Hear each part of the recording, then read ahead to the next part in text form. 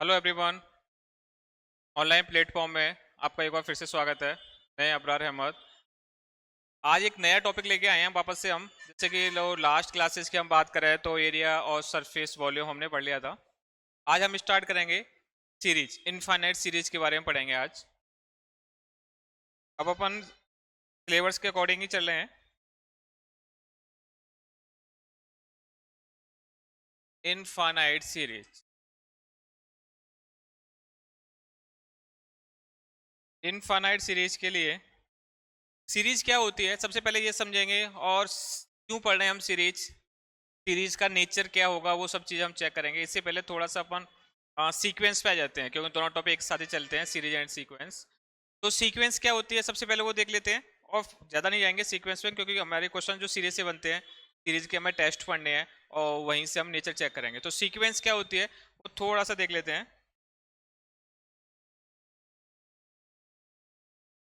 Sequence, sequence is a function, या फिर ऐसे लिखेंगे a function from natural number two any set ए। मैंने नाम दे दिया क्या, ए। एक फंक्शन है जो मेरे पास, जो कहां से स्टार्ट हो रहा है, नेचुरल नंबर से किसी एक सेट पर डिफाइन है।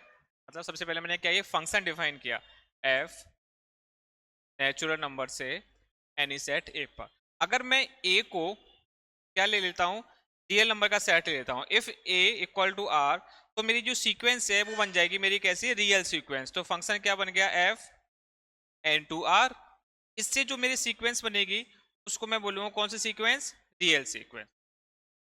कौन सी सीक्वेंस बनेगी वो, रियल सीक्वेंस। ठीक है ना। कहने का मतलब क्या हुआ कि यहां पर ये जितनी भी वैल्यू है आपके पास, यहाँ पर जितनी वैल्यू है मेरे पास, एन हुआ और ये आर हुआ, ये क्या है ये देखते हैं। तो सीक्वेंस क्या होती है सबसे पहले आपको ये समझ में आ गया। सीक्वेंस एक फंक्शन होता है जो नेचुरल नंबर से रियल नंबर पे डिफाइन है, क्योंकि हम बात कर रहे हैं रियल सीक्वेंस की। तो क्या रियल सीक्वेंस, अब सपोज दैट मैंने एक नेचुरल नंबर से कॉम्प्लेक्स नंबर पर सीक्वेंस डिफाइन करी, तो वो कॉम्प्लेक्स सीक्वेंस हो गई। तो जैसे जैसे मैं उसका कोडोमेन चेंज करूंगा, कोडोमेन चेंज करेंगे तो हमारी सीक्वेंस चेंज होती जाएगी। ठीक है ना। अच्छा, तो यहां पर ये जो वैल्यू होती है, जैसे कि मैंने लिखा है इस पर एफ एन से आर पर, तो ये जो एन है वो क्या है, मेरा डोमेन, और आर क्या है, मेरा कोडोमेन। और यहां से जो इसकी इमेज बनेगी वो एफ ऑफ एन, उसको क्या बोलते हैं हम, रेंज। ठीक है। तो डोमेन क्या होता है, जहां से हम एलिमेंट उठाते हैं। तो सीक्वेंस का डोमेन हमेशा फिक्स रहता है, क्या है, set of natural number. Sequence के लिए डोमेन हमेशा क्या फिक्स रहेगा, सेट ऑफ नेचुरल नंबर। और को डोमेन क्या हो जाएगा, रियल नंबर। और इसकी जो जिन जिस एलिमेंट की हमें इमेज मिलेगी, उस इमेज को हम क्या बोलते हैं, उस इमेज को हम बोलते हैं क्या, रेंज। ठीक है। जैसे कि मान लो आप ग्राफ बनाते हो, ग्राफ के अंदर आपने एलिमेंट उठाए, एलिमेंट कहां से उठाते हो आप, एक्स एक्सिस से। तो एक्स बराबर 1 पर वाई की वैल्यू 2, एक्स बराबर 2 पर वाई की वैल्यू समथिंग, कुछ भी ऐसे उठाते हो। तो जहां से हम एलिमेंट ले रहे हैं वो मेरा डोमेन होता है, जहां पर हम एलिमेंट चेक करते हैं वो मेरा कोडोमेन होता है, और जिन जिन एलिमेंट की मुझे इमेज मिलती है वो मेरी क्या होती है, रेंज होती है। ठीक है। तो यहाँ पर इसके जो एलिमेंट है, सपोज दैट हमने फंक्शन बनाया, और फंक्शन बनाने के बाद आपने एक रूल डिफाइन कर दिया। फंक्शन मतलब क्या होता है, एक रूल होता है कि इस रूल के अकॉर्डिंग एलिमेंट यहां पर आएंगे। आपने बोल दिया, एक फंक्शन ले लिया एक्स स्क्वायर प्लस 1, तो इसका मतलब जैसे मैं एक्स की वैल्यू 1 लूंगा तो मेरा पहले एलिमेंट कौन सा बनेगा, 1 का स्क्वायर प्लस 1 2। जैसे मैं एक्स का एलिमेंट 2 लूंगा तो 1 2 का स्क्वायर 4 प्लस 1 5, तो 2 के बाद 5 आएगा। जैसे मैं एक्स की वैल्यू 3 लिखूंगा तो 3 का स्क्वायर प्लस 1 मतलब 10 आएगा, 2 5 10। तो आपके जितने भी एलिमेंट आप लिख रहे हो ना, वो एक रूल के अकॉर्डिंग आ रहे हैं। ऐसा नहीं है कि मैंने आपको बहुत सारे एलिमेंट दे दिए, मैंने कहा इनको सीक्वेंस बना दो, तो आपने कोई सा भी एलिमेंट उठाया वहां रख दिया, कोई सा भी एलिमेंट उठाया यहाँ रख दिया, तो ऐसा नहीं होता। एक हम क्या बनाते हैं, एक रूल डिफाइन करते हैं, उसी को हम फंक्शन बोलते हैं। तो उस फंक्शंस के अकॉर्डिंग हमारे सारे एलिमेंट क्या होते हैं, अरेंज होते हैं सीक्वेंस में, तो उसको हम बोलते हैं सीक्वेंस। सीक्वेंस के एलिमेंट को, उसको हम कैसे लिखते हैं, u1, first element suppose that u1, u2, u3, nth element un, और ये हमारा कौन से हैं, सीक्वेंस के सारे एलिमेंट है। अब यहां पर सपोज दैट और लिखने का जो साइन होता है इसको हम ऐसे लिखते हैं ब्रैकेट के अंदर या फिर कर्ली ब्रैकेट के अंदर। अगर nth टर्म है, ये un मेरे कौन सा nth एलिमेंट है, तो इसको un को मैं ऐसे भी लिख सकता हूँ सीक्वेंस के एलिमेंट कर्ली ब्रैकेट के अंदर, ठीक है ना। सीक्वेंस हमारी रेंज बाउंडेड है तो सीक्वेंस बाउंडेड होगी, रेंज बाउंडेड नहीं है तो सीक्वेंस बाउंडेड नहीं होगी, ठीक है। तो वो सारी चीजें हम देखेंगे क्या होती है सीक्वेंस। बट हमें पढ़ना क्या है, एक्चुअली हमें सीरीज पढ़नी है, तो मैं आपको सीरीज पे लेके जा रहा हूँ, ठीक है।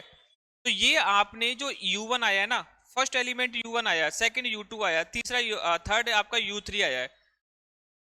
तो ये जो सारे एलिमेंट हैं ये एक रूल के अकॉर्डिंग आया है ना। आपने फंक्शन डिफाइन किया है, उसके बाद आपको एलिमेंट u1 मिला था, फिर आपने फंक्शन डिफाइन किया आपको एलिमेंट u2 मिला था, फिर आपने वो जो फंक्शन डिफाइन किया फिर आपको u3 मिला था। अब मैं आ रहा हूँ किस पे, मैं कह रहा हूँ इन सबको आप सम कर दो, इनको आप क्या करो, ऐड करते जाओ। जैसे जैसे आप इनको ऐड करते जाओगे ना, u1 plus u2 plus u3 and so on un and so. तो सीरीज सीक्वेंस के एलिमेंट का मैंने क्या कर दिया, अब सम कर दिया। जैसे ही मैंने सीक्वेंस के एलिमेंट का सम किया है तो अब वो बन गई मेरी सीरीज। क्लियर हुआ बात, क्या कहना चाह रहा है। सीक्वेंस डिफाइन हो गया। सीक्वेंस क्या होती है, फंक्शन होता है जो नेचुरल नंबर से रियल नंबर पर डिफाइन है। अगर हम बात करें रियल सीक्वेंस की, तो रियल सीक्वेंस के अंदर एक फंक्शन डिफाइन किया आपने नेचुरल नंबर से रियल नंबर पर, वहां से आपको क्या मिल गया, आपको एलिमेंट मिल गए, एक कितना कोफिशिएंट मिल गए, u1 u2 u3 u4। अब इन सबको आपने ऐड कर दिया, जैसे ही आपने इनको ऐड किया तो आपकी सीरीज बन गई। तो सीरीज क्या होगी, सम ऑफ। अब अगर अपन सीरीज की बात करें तो यहां से सीरीज किसको बोलेंगे, सम ऑफ, सम ऑफ एलिमेंट्स, किसके elements, elements of sequence. Sequence के एलिमेंट का सम क्या होता है, सीरीज होता है। क्लियर, क्या कह रहे हैं हम, सीक्वेंस के एलिमेंट का सम क्या होता है, सीरीज होता है। तो यहां पर आपने लिखा u1 plus u2 plus u3। तो यहां पर जो मेरे पास सीक्वेंस है वो कौन सी है, un क्या है, मेरे पास एक सीक्वेंस है, इसके एलिमेंट का आपने सम किया u1 plus u2 plus u3 plus un and so on. ये अब मेरी सीरीज बन गई। तो डिफरेंट आपको समझ में आना चाहिए कि डिफरेंस क्या होता है दोनों में, सीरीज और सीक्वेंस के अंदर। सीक्वेंस में हम एक एलिमेंट को एक फंक्शंस के अकॉर्डिंग लेते हैं, ये डिफाइन करते हैं फंक्शन, उसके बाद हम एलिमेंट को अरेंज करते हैं, कौन सा एलिमेंट कहाँ पर आएगा, उसकी पोजीशन कहाँ पर है, उसको बिठाने के बाद फिर हमने उसका सम किया तो हमें क्या मिल गई, सीरीज मिल गई। क्लियर। बेसिकली हमें पढ़ना क्या है, हमें सीरीज का नेचर चेक करना है कि जो हमारे पास सीरीज है उसका नेचर क्या है। तो कितने टाइप के नेचर होंगे वो हम देखते हैं। और सबसे इसके लिए हम क्या निकालेंगे, हम एसओपीएस निकालते हैं। एसओपीएस क्या होता है कि जो, यही है एसओपीएस, सीक्वेंस के एलिमेंट का sum, sequence of partial sum of series. देखो, sequence of partial sum of series, मतलब आपको यही काम करना है, एसओपीएस ही निकालना, sequence of partial sum of series. Sequence के एलिमेंट का सम जो हमने निकाला उसे हमें सीरीज मिल गई। अब उसका पार्शियल सम, पार्शियल सम का मतलब, सीरीज तो मेरी इनफाइनाइट है क्योंकि मैं इनफाइनाइट सीरीज की बात कर रहा हूँ। तो इनफाइनाइट सीरीज का नेचर चेक करने के लिए ऐसा तो है नहीं कि पूरी सीरीज को ऐड करूंगा, मुझे सिर्फ सीरीज का नेचर चेक करना है कि कितने कौन इसका नेचर है क्या। तो इसके कुछ एलिमेंट का हम सम कर लेते हैं और हम एलिमेंट लेते हैं एन एलिमेंट। तो उन एन एलिमेंट का सम निकाल के हम उसका नेचर चेक कर लेंगे और फिर बोल देंगे पूरी सीरीज का नेचर ये है। तो इसको हम बोलते हैं एसओपीएस। एसओपीएस क्या होता है, एसओपीएस, तो डायरेक्टली हम इसको एसएन लिखते हैं, sequence of partial sum of series, जिसको हम डायरेक्ट क्या लिखते हैं, एसएन। एसएन क्या होता है, मेरे जो सीक्वेंस के एलिमेंट है ना जैसे आपने सीक्वेंस थी और उसके एलिमेंट को आपने ऐड किया, मैंने समेसन u1 लिख दिया, u1 plus u2 plus u3 plus un and so on, ऐसे लिख दिया। या फिर आप और उसको कैसे लिख सकते हो, समेसन un भी लिख सकते हैं। तो यहां पर मुझे इनके एलिमेंट का सम करना है तो मैंने लिखा s1, n की वैल्यू 1, फर्स्ट एलिमेंट का सम, तो इसमें क्या एलिमेंट क्या आएगी वैल्यू, u1 आएगी, s2 u1 plus u2, s3 u1 plus u plus u, इसी तरीके से sn 1 plus you plus u3 plus un, n element का सम निकाल लिया मैंने, और उसको मैं क्या कह रहा हूँ अब Sn। तो मुझे इस Sn का नेचर चेक करना है, इस Sn का नेचर मेरे को चेक करना है, और इस Sn के नेचर के बेसिस पे मैं बोल दूंगा पूरी सीरीज का नेचर ये है। तो समझ गए एसओपीएस क्या है, क्योंकि हमारे पास इनफाइनाइट सीरीज है, उस इनफाइनाइट सीरीज को तो हम पूरे को नेचर को ऐड कर नहीं सकते, तो हम क्या करते हैं इसका पार्शियल सम ले लेते हैं, एसओपीएस ले लेते हैं, एसएन निकाल लेते हैं, उस एसएन का फिर नेचर देख लेंगे हम, और उस बेसिस पे हम पूरी सीरीज का नेचर हम बता देते हैं कि इसका नेचर क्या होगा। तो इसके नेचर कितने होते हैं, कितने नेचर हमें चेक करने हैं, तो वो हम देखते हैं कितने टाइप की सीरीज होती है, मतलब सीरीज तो बहुत सारी टाइप की है, हम ये नहीं पढ़ रहे यहाँ पे एपीजीपी एचपी वो नहीं पढ़ रहे, हम नेचर चेक कर रहे हैं कि सीरीज का नेचर क्या होता है। ठीक है, तो नेचर ऑफ इनफाइनाइट सीरीज,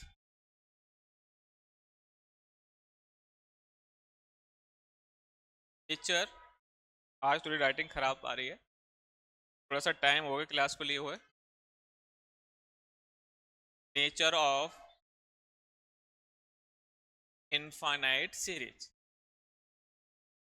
देखो जो इनफाइनाइट सीरीज है उसके हम तीन नेचर पढ़ेंगे, कितने नेचर आएंगे उसके, तीन नेचर। सबसे पहले जो सीरीज होती है वो होती है मेरी कन्वर्जेंट सीरीज, कुछ सीक्वेंस में भी हमने पढ़ी थी, convergent,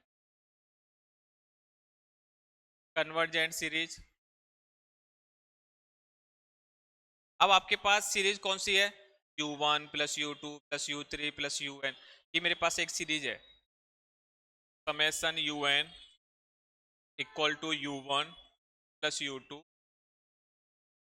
plus un is said to be convergent,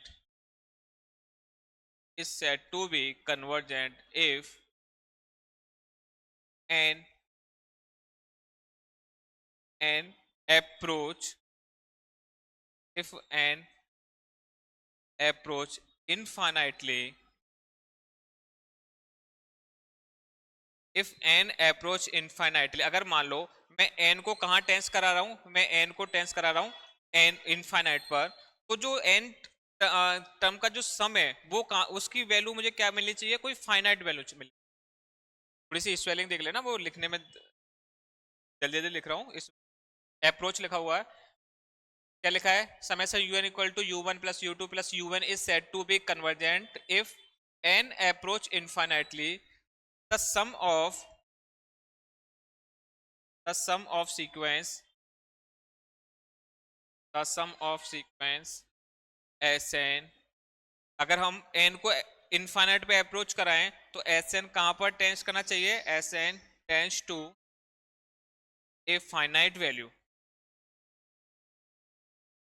कहने का मतलब क्या हुआ, जैसे आप limit n tends to infinity किया आपने, तो Sn की क्या आएगी, कोई फाइनाइट वैल्यू आएगी, that is limit n tends to infinite Sn equal to l, और l मेरा क्या है, कोई फाइनाइट वैल्यू, तो हम बोलेंगे कि सीरीज मेरी कैसी है, कन्वर्जेंट। क्लियर, कन्वर्जेंट का मतलब समझे, कन्वर्जेंट क्या होता है कि आपके पास जो सीरीज का सीक्वेंस का सम है Sn, तो हम बार बार क्या लिखेंगे u1 u2 u3 un लेके चलेंगे, un का ही चेक करेंगे नेचर, तो उसका जो सम है, सम के लिए जब जैसे जैसे मैं n को इनफाइनाइट की तरफ टेंस करूंगा तो सीरीज की वैल्यू मेरे पास क्या आनी चाहिए, कोई फाइनाइट वैल्यू आनी चाहिए, कि मेरा जो Sn है वो कहाँ टेंस करना चाहिए, कोई फाइनाइट वैल्यू। एग्जांपल से देख लेते हैं, हमारे पास मान लो जी मेरे पास एक सीरीज है 1 प्लस 1/2 प्लस 1/2 का स्क्वायर 1/2 का क्यूब एंड सो, ये मेरे पास एक सीरीज है, कौन सी सीरीज है, जीपी सीरीज है, कौन सी सीरीज है, जीपी। जीपी सीरीज के अंदर यहाँ पर जो फर्स्ट टर्म है a इक्वल टू 1 और इसका रेशियो कितना है r इक्वल टू 1/2। तो जीपी सीरीज के अंदर n एलिमेंट का सम क्या होता है, अगर n एलिमेंट का सम की मैं बात करूं तो मेरा जो r है वो 1 से छोटा है, r 1 से छोटा है, तो 1 माइनस आर की power n upon 1 minus r, क्या लिखेंगे इसका Sn equal to 1 minus r की वैल्यू कितनी है 1/2 की पावर n अपॉन 1 माइनस 1। लिख दूं फॉर्मूला, अगर r लेस देन 1 है 1 माइनस आर की power n upon 1 minus r when r less than 1। ठीक है जी, मेरे पास जीपी आर क्या होता है, आर रेशियो होता है, ए मेरा फर्स्ट टर्म सा ए माइनस आर कर लो यहाँ पर, ए माइनस, क्योंकि ए की वैल्यू क्या है, ए की वैल्यू 1 है, तो मैंने यहाँ पर 1 लिख दिया था, ए माइनस आर। ठीक है, तो यहाँ पर वैल्यू देखो, जैसे जैसे आप इसको थोड़ा और सॉल्व करेंगे 2 पर आएगा। नेक्स्ट पेज में लिखता हूँ इसको, यहाँ तक लिख लिया होगा। देखो एस एन की अगर हम बात करें, एस एन कितना आ गया, 1 माइनस 1 अपॉन 2 की पावर n अपॉन 1 माइनस 1, यही था। ये 1 अपॉन 2 2 पर चला गया, 2 1 माइनस 1 अपॉन की पावर n। जैसे आप limit n tends to infinity लगाओगे, limit n tends to infinity 1 upon 2 की पावर n करोगे तो ये और बहुत छोटी वैल्यू होती चली जाएगी। हम क्या करेंगे, टेंस टू 0, कितनी वैल्यू आ गई 2, नॉट इक्वल टू, तब कैसी वैल्यू है, फाइनाइट वैल्यू है, तो हम बोलेंगे सीरीज कैसी है, कन्वर्जेंट। सीरीज कैसी है, कन्वर्जेंट। अब ये तो हमने क्या किया, बिल्कुल बेसिक चेक किया कि कन्वर्जेंट क्या होती है। बाकी हम अब ये इस तरीके से चेक नहीं करेंगे, हम इन सब के लिए टेस्ट पढ़ेंगे बहुत सारे, तो टेस्ट लगाएंगे और फटाफट चेक कर लेंगे सीरीज कैसी है, इन सब करने की जरूरत भी नहीं पड़ेगी। ठीक है, पहले कौन सी सीरीज हो गई, कन्वर्जेंट। सेकंड होती है मेरी डाइवर्जेंट, सेकंड सीरीज है डाइवर्जेंट सीरीज। वही same, summation un equal to u1 plus u2 plus un is said to be divergent if n approach infinity, n approach to infinity, then the sum of sequence, then the sum Sn tends to infinite। Infinite का मतलब plus infinite या minus इन। तो जैसे जैसे आप S N tends to limit N tends to infinite पे एस एन की वैल्यू क्या आ जाएगी, कोई इनफाइनाइट वैल्यू आ गई, या तो प्लस इनफाइनाइट होगा या फिर माइनस इनफाइनाइट। तो जैसे कि अगर मैं बात करूं यहाँ पर एक सीरीज की एग्जांपल देखें हम, 1 प्लस 2 प्लस का स्क्वायर प्लस का क्यूब एंड सो वन, ऐसे लिख सकते हैं। कौन सी सीरीज है मेरे पास, 1 प्लस 2 का स्क्वायर 2 की पावर 0 2 की पावर 1 2 की पावर 2 2, जीपी सीरीज ही है। ए की वैल्यू क्या पे 1 है, आर की वैल्यू कितनी है 2 है, तो यहाँ पर ए की आर की वैल्यू कितनी है 2 लेस देन 1 है। एस एन निकालोगे आप, एस एन बराबर क्या था अभी, ए माइनस आर की पावर एन था, तो यहाँ उल्टा हो जाएगा, आर की पावर एन माइनस 1, आर की वैल्यू कितनी है 2 की पावर एन माइनस 1 अपॉन 2, क्योंकि यहाँ पर ए की वैल्यू क्या है, ओ आर की वैल्यू क्या ग्रेटर देन 1 है, r equal to 2 greater than 1, तो फॉर्मूला क्या बन जाएगा, आर की power n minus a upon r minus a. तो यहां से अगर आप लिमिट लगाओगे, limit n tends to infinite S n equal to, ये तो 1 हो गया, की पावर इनफाइनाइट, इनफाइनाइट वैल्यू आ गई, इनफाइनाइट आ गई ना, क्या मतलब सीरीज कैसी होगी मेरी, डाइवर्जेंट, इज डाइवर्जेंट। तो ये तो बिल्कुल हम अभी वो देख रहे हैं कि जो सीरीज है हमारे पास जीपी सीरीज है उसका सब निकाल लिया बस, अभी टेस्ट बिल्कुल नहीं पड़े, अब हम टेस्ट पढ़ेंगे तो उनसे देखेंगे। ठीक है, अभी तो हम नेचर देख रहे हैं कितने टाइप के नेचर हो सकते। ठीक है, तो थर्ड नेचर आएगा मेरा कौन सा, सेकंड होगी डाइवर्जेंट और थर्ड होती है ऑस्किलेटिंग सीरीज। ऑस्किलेटिंग, तो नाम से पता चल रहा है ऑस्किलेट, ऑस्किलेट का मतलब ऑस्किलेट होना, रिपीट होना, तो ऑस्किलेट का मतलब क्या है, अभी हमने कौन सी सीरीज ली थी, summation u n equal to u1 plus u plus n is said to be, oscillate series is said to be, oscillate series if n approach, मैं आपको बिल्कुल सेम एक ही तरीके से याद करा रहा हूं, if n approach infinite, infinite then n approach infinite, the sum Sn not tends to finite, not tends to finite और इनफाइनाइट। मतलब कहने का मतलब क्या हुआ, जैसे आप लिमिट लगाओ तो ना तो वो कन्वर्जेंट होगी और ना वो डाइवर्जेंट होगी। तो इसका मतलब, अभी एक मिनट, इसका मतलब क्या, वो सीरीज कौन सी हो जाएगी, ऑस्किलेट हो जाएगी। ठीक है, कहने का मतलब क्या है, जैसे आपने limit n tends to infinite किया तो वैल्यू मेरी कैसे रिपीट होने लग जाएगी। जैसे कि हम ऑस्किलेट के लिए सीरीज लेते हैं, कौन सी है, un इक्वल टू, एग्जाम्पल देखें, un equal to 1 minus 1 plus 1 minus 1 plus 1 minus 1 and so on. जब आप इसका सम निकालोगे Sn, यहाँ पर देखो, जैसे जैसे आप इवन टर्म्स को ऐड करोगे, देखो 1 माइनस 1 0, अब इवन ले लो, ये अब वापस से ये वाले चार टर्म्स लें, फिर कितना हो जाए 0। कब है ये, इफ n इज इवन। अब n ऑड लेके देखो, ऑड लोगे, n की वैल्यू कितनी वैल्यू आ गई 1, इफ n इज ऑड। देखो ये रिपीट होते रहेंगी। अब देखो ऑड 3, और वापस से 3 और 3 कितने हो गए, 6 पे जाएंगे, आगे वैल्यू कितनी आएगी 1। तो जैसे हम इवन ले रहे हैं तो वैल्यू 0 आ रही है, ऑड ले रहे हैं तो वैल्यू कैसे आ रही है 1 आ रही है। तो ये सीरीज कैसी है, ऑस्किलेट। क्लियर। तो हमने ये तीन क्या नेचर देखे सीरीज के। अब ये यही नेचर हमें फाइंड आउट करने हैं कि कोई जो सीरीज हमें गिवन होगी उसका नेचर क्या होगा। उसके लिए हम टेस्ट पढ़ेंगे। ठीक है, तो अब नेक्स्ट वीडियो में हम टेस्ट देखेंगे, स्टार्टिंग से सारे टेस्ट करने हैं, सारे क्वेश्चंस करेंगे। तब तक मिलते हैं नेक्स्ट क्लास में। ठीक है, पढ़ते रहो। Thank you.